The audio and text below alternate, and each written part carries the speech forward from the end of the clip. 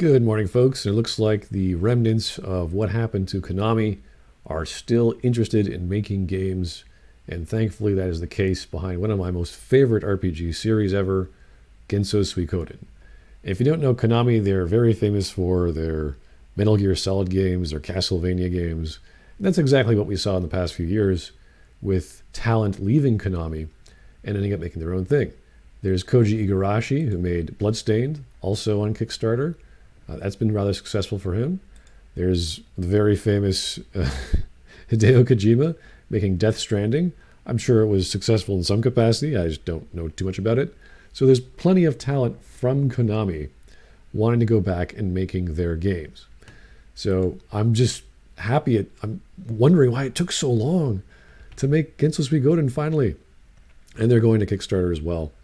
So there's lots of hype for this, at least in my corner of the internet, because we're so excited about Suikoden games. If you don't know Suikoden games, think of them like the first PlayStation, one of the first PlayStation RPGs to come out in the 90s. And wow, there's been at least 5 major ones on the PlayStation. There's Tactics, which is mobile. We have Tier Crease, which is an offshoot of a different timeline of the Genso Suikoden world, as well as the one that never got translated to the West, the Sumugareshi Hyakugen no Toki, back in 2012. So it's been 8 years since we've heard anything about Suikoden. And it's just amazing that we have the people behind Konami's long-running series finally getting back together and saying, yep, we're going to do a thing. And they did. Now, they said the Kickstarter was supposed to release today, and I did a search on Kickstarter. Couldn't find their name. And if you don't know, Japan, it's like, 9:30, 10 o'clock there right now.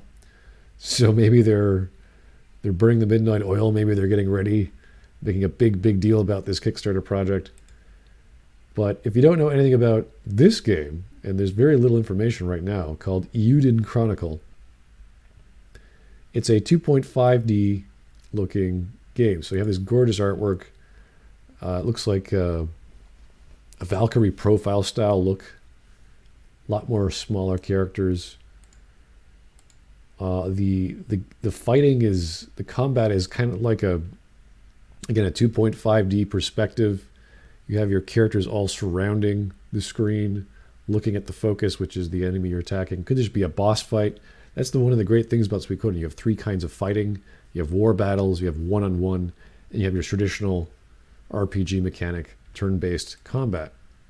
So I'm not going to go through the video. You can check it out. But the people involved, let's just go through the list. Yoshitaka Murayama, the scenario writer of Suikoden 1 and 2, arguably the 2 most famous, or the best. People would say 2 is their favorite. But that's what you want. You want the original person, the original writer, really. That's the main thing you want out of all of this talent.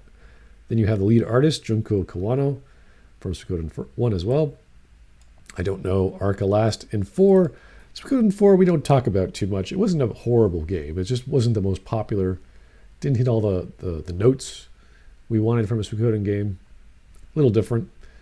We have the director of Suikoden Terra Crease is Osamu Komuta, and I know I'm butchering all these words. Suikoden Tactics, which I actually enjoyed. I have that. I played that. I enjoyed it. Very strange tactics game, but still pretty fun. Based off, again, the most unpopular Suikoden, number 4. Don't know why they did that. Junichi Murakami. Anything with Castlevania is gold in my book. The art director and producer of Aria of Sorrow, a fantastic mobile game. Motoi Sakuraba, the composer of the Tales series. And Michiko Naruke, the composer of the Wild Arms series. Wow, another great series. Love the music from the first game, and the series just kept getting better. So, not too much information we know, but if you know anything about Suikoden, it's a typical story of a person who's on the wrong side of the war who has a family member on the opposite side. And there's always a rivalry between who gets in power and why. And there's lots of politicking. There's lots of wars, there's lots of skirmishes, there's lots of personal struggles of individuals that you find. And of course, the 108 Stars of Destiny, in this case, is 100 heroes. So they're playing around with the version of Suikoden, just their version, so they don't get sued for doing their own watermarked story. So here's the general plot of the story. Our story begins in the corner of Alron, a tapestry of nations with diverse cultures and values, just like Suikoden. By dint of sword and by way of magical objects known as rune lenses. Okay, that's blatantly ripping off Suikoden. They have runes. Now they're called rune lenses. Some runes you could easily equip and de-equip off your heroes. So now I guess they're actual objects. Before they were just like tattoos. The land's history has been shaped by the alliances and aggressions of the humans, beastmen, elves, and desert people who live there. Yep, that's pretty much Suikoden. So again, it's just spiritual successor as close as possible. The Chaldean Empire has edged out other nations and discovered technology that amplifies the rune lens's magic. Okay, so now we have an empire who wants to conquer even more power or take even more things from the land. They found some technology to do so by amplifying their rune magic. Cool. Now the empire is scouring the continent for an artifact that will expand their power even further. Typical scenario. Is one such expedition that Sane Kessling, a young and gifted imperial officer, and Noah, a boy from the remote village, meet each other and become friends. So that looks like there's Noah, and that's Sane right there. Pretty typical stuff in Suikoden.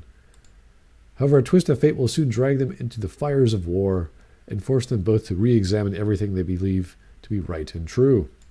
So there's a typical setting for a Suikoden-like story, and I can't wait to see it. I'm a big fan of Kickstarter. It's been a while since I've helped out any other Kickstarter projects, but this looks like it's going to happen. Hopefully we have 3 hours left in Japan.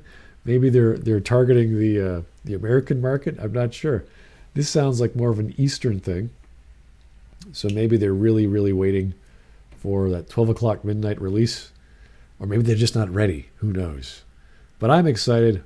Hope you guys like your JRPGs from back in the day, and let's see if this turns out to be good or not. Thanks for listening, folks. Have yourself a great day.